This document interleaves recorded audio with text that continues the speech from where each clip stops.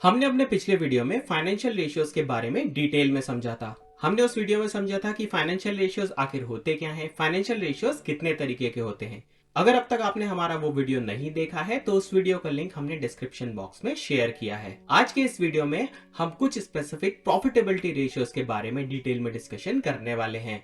ये रेशियोज हैं gross profit margin, operating profit margin, net profit margin, return on assets, return on equity, return on investment और return on capital employed. तो इस video को and तक जरूर देखिए। नमस्कार दोस्तों, मैं हूं आपका दोस्त वरुण और स्टॉक मार्केट नर्सरी चैनल में आप सबका स्वागत है। तो चलिए स्टार्ट करते हैं। प्रॉफिटेबिलिटी रेशियोज के एग्जांपल समझने से पहले जल्दी से समझ लेते हैं कि प्रॉफिटेबिलिटी रेशियोज आखिर होते क्या हैं। प्रॉफिटेबिलिटी रेशियोज बेसिकली किसी कंपनी की फाइनेंशियल हेल्थ और ऑपरेशनल एफिशिएंसी के बारे में डिटेल में बताते हैं। तो चलिए बढ़ते हैं अपने पहले रेशियो की तरफ, जिसका नाम है ग्रॉस प्रॉफिट मार्जिन। सबसे पहले ग्रॉस प्रॉफिट मार्जिन का फॉर्मूला देखते हैं। तो किसी भी कंपनी का ग्रॉस प्रॉफिट मार्जिन कैलकुलेट करने के लिए हमें कंपनी के ग्रॉस प्रॉफिट को उसके टोटल रेवेन्यू से डिवाइड करना होता है, मल्टीप्लाई बाय 100। फॉर एग्जांपल, अगर किसी कंपनी का रेवेन्यू 1 करोड़ 20 लाख रुपए है और कंपनी का कॉस्ट ऑफ गुड सोल्ड लगभग 70 लाख रुपए का है। कॉस्ट ऑफ गुड सोल्ड को हम कैटेगराइज कर सकते हैं, जैसे कि सपोज रॉ मटेरियल वो लगभग 40 लाख रुपए के, डायरेक्ट लेबर कॉस्ट लगभग 20 लाख रुपए की और मैन्युफैक्चरिंग ओवरहेड्स लगभग 10 लाख रुपए के। तो इस तरीके से कंपनी का कॉस्ट ऑफ गुड सोल्ड बनता है 70 लाख रुपए। तो अगर हम कंपनी का ग्रॉस प्रॉफिट कैलकुलेट करें तो ग्रॉस प्रॉफिट कैलकुलेट करने के लिए रेवेन्यू में से कॉस्ट ऑफ गुड सोल्ड की वैल्यू को माइनस कर देते हैं, यानी कि 1 करोड़ 20 लाख माइनस 70 लाख, जो कि बनते हैं 50 लाख रुपए। तो ग्रॉस प्रॉफिट मार्जिन निकल के आता है ग्रॉस प्रॉफिट 50 लाख रुपए divided by total revenue 1 crore 20 lakh रुपए। तो इस तरीके से कंपनी का ग्रॉस प्रॉफिट मार्जिन बनता है 41.67%। तो इस 41.67% से हमें यह समझ में आता है कि कंपनी अपने रेवेन्यू के हर 100 रुपए पर 41 रुपए 67 पैसे ग्रॉस प्रॉफिट कमा रही है। तो आई होप आपको समझ आया होगा कि किस तरीके से हम ग्रॉस प्रॉफिट मार्जिन कैलकुलेट कर सकते हैं। अब बढ़ते हैं अपने नेक्स्ट रेशियो की तरफ, जिसका नाम है ऑपरेशनल प्रॉफिट मार्जिन। सबसे पहले समझते हैं ऑपरेटिंग प्रॉफिट मार्जिन का फॉर्मूला क्या है। ऑपरेटिंग प्रॉफिट मार्जिन कैलकुलेट करने के लिए आपको कंपनी के ऑपरेटिंग प्रॉफिट को रेवेन्यू से डिवाइड करना है, multiply by 100। Operating profit basically company द्वारा कमाया गया वो प्रॉफिट है जो कंपनी अपने कोर बिजनेस ऑपरेशन से कमाती है। ऑपरेटिंग प्रॉफिट कैलकुलेट करते समय इंटरेस्ट और टैक्स वैल्यू को एक्सक्लूड किया जाता है। ऑपरेटिंग प्रॉफिट कैलकुलेट करते समय हम ग्रॉस प्रॉफिट में से सिर्फ ऑपरेशनल एक्सपेंसेस को माइनस करते हैं, जबकि हम इंटरेस्ट और टैक्स वैल्यू को माइनस नहीं करते हैं। ऑपरेटिंग प्रॉफिट को एबिट EBIT के नाम से भी जाना जाता है। एबिट की फुल फॉर्म होती है earning before interest and taxes. तो चलिए इसको एक एग्जांपल से समझते हैं। अगर किसी कंपनी का टोटल रेवेन्यू लगभग 1.5 करोड़ रुपए है और कंपनी का कॉस्ट ऑफ गुड्स सोल्ड लगभग 90 लाख रुपए है और कंपनी के ऑपरेटिंग एक्सपेंसेस जैसे कि सैलरीज लगभग 20 लाख रुपए, रेंट लगभग 5 लाख रुपए, यूटिलिटीज लगभग 3 लाख रुपए और अदर ऑपरेटिंग एक्सपेंसेस लगभग 7 लाख रुपए के हैं। तो इस तरीके से कंपनी का टोटल ऑपरेटिंग एक्सपेंस बनता है लगभग 35 लाख रुपए।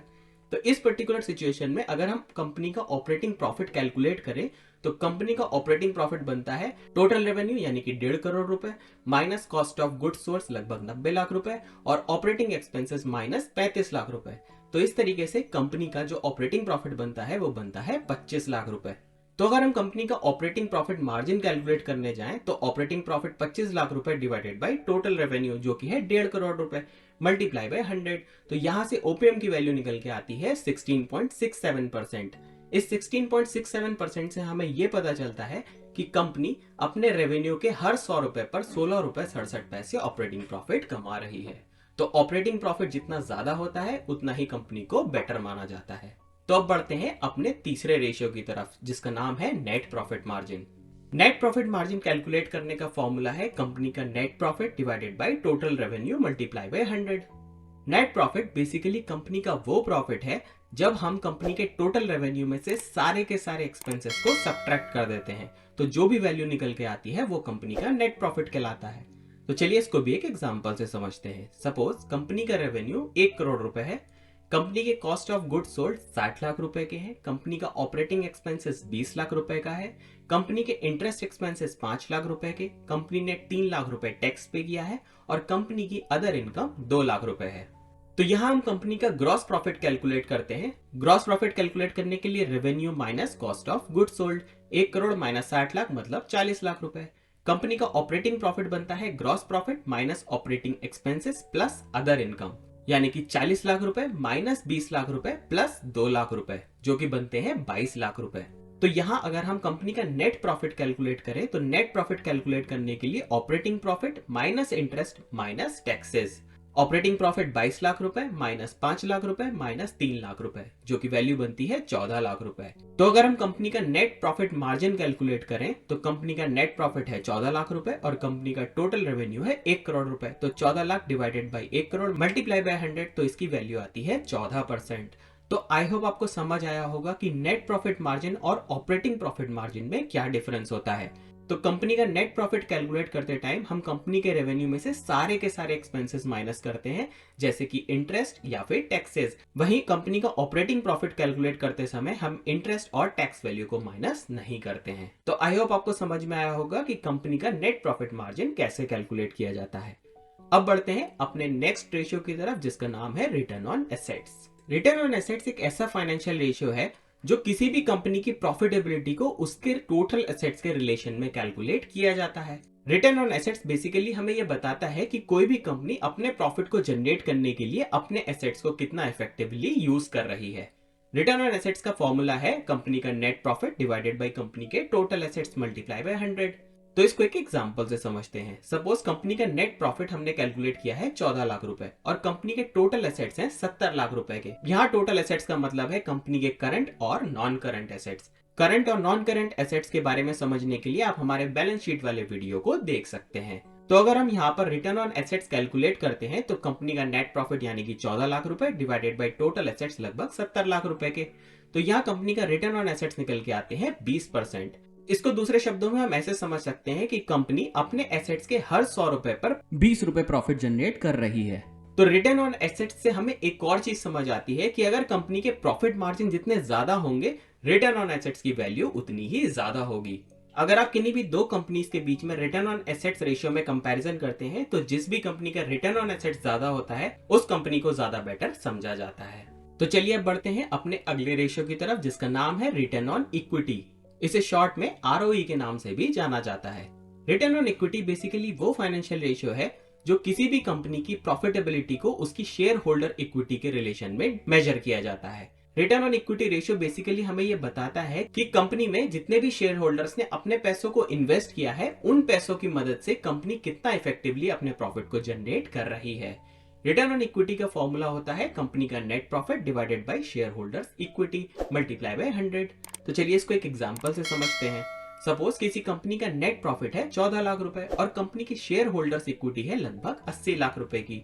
शेयर होल्डर्स इक्विटी की वैल्यू आप बैलेंस शीट में टोटल इक्विटी फील्ड में सर्च कर सकते हैं। तो अगर हम कंपनी की रिटर्न ऑन इक्विटी निकालें तो कंपनी का नेट प्रॉफिट 14 लाख रुपए divided by share holders equity 80 lakh रुपए मल्टीप्लाई बाय 100, जो की वैल्यू निकल के आती है 17.5%।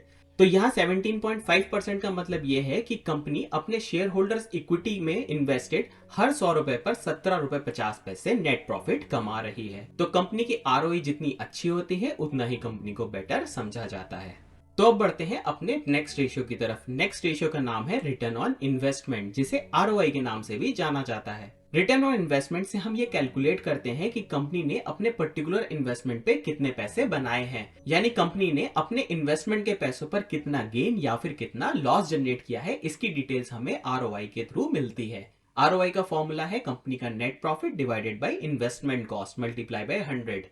तो सपोज अगर किसी कंपनी की इनिशियल इन्वेस्टमेंट कॉस्ट लगभग 50 लाख रुपए की है और कंपनी ने टोटल रिटर्न ऑन इन्वेस्टमेंट कमाया है 65 लाख रुपए, तो नेट प्रॉफिट कैलकुलेट करने के लिए total return minus initial investment cost. Total return है 65 लाख रुपए का और इनिशियल इन्वेस्टमेंट कॉस्ट है 50 लाख रुपए की। तो इस तरीके से कंपनी का नेट प्रॉफिट बनता है 15 लाख रुपए।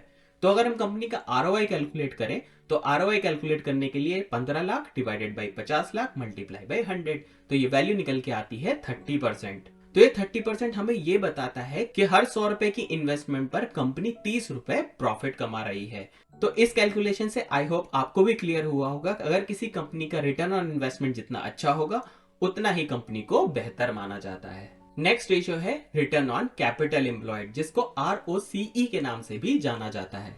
ROCE एक ऐसा फाइनेंशियल रेशियो है जिसकी मदद से हम कंपनी की प्रॉफिटेबिलिटी और एफिशिएंसी उसकी कैपिटल के बेसिस पर मेजर करते हैं। इसको दूसरे शब्दों में ऐसे समझ सकते हैं कि कंपनी के पास जितना भी कैपिटल एम्प्लॉयड है, उस कैपिटल एम्प्लॉयड के बेसिस पे कंपनी कितना प्रॉफिट जनरेट कर रही है। इस प्रॉफिट में इक्विटी और डेट दोनों चीजें इंक्लूडेड होती हैं। तो ROCE का फॉर्मूला है operating profit divided by capital employed multiply by 100।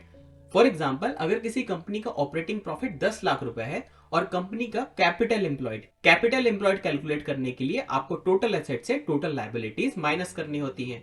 तो सपोज अगर कंपनी का कैपिटल एम्प्लॉयड 80 लाख रुपए का है, तो इस सिचुएशन में अगर हम ROCE कैलकुलेट करें, ROCE कैलकुलेट करने के लिए 10 lakh divided by 80 lakh multiply by 100, जो कि वैल्यू निकल के आती है 12.5%।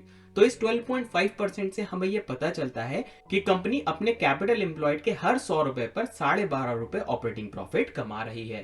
तो किसी भी पर्टिकुलर कंपनी का ROCE जितना बेटर होता है, उतना ही कंपनी को बेटर माना जाता है।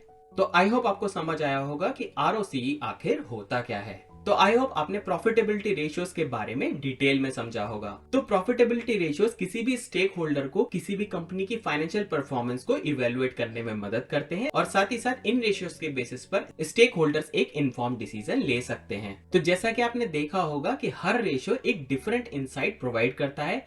इन इनसाइट्स के बेसिस पर आप किसी भी कंपनी की प्रॉफिटेबिलिटी को इन रेशियोज के कॉम्बिनेशन से मेजर कर सकते हैं।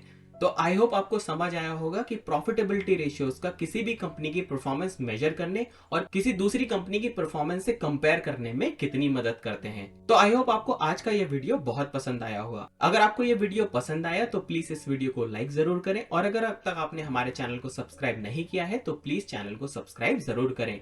अगर आपकी कोई भी क्वेरी है तो प्लीज हमें कमेंट सेक्शन में जरूर लिखिए। आप हमारे इंस्टाग्राम, फेसबुक और X चैनल पर भी कनेक्ट कर सकते हैं। Thank you for watching. Happy investing.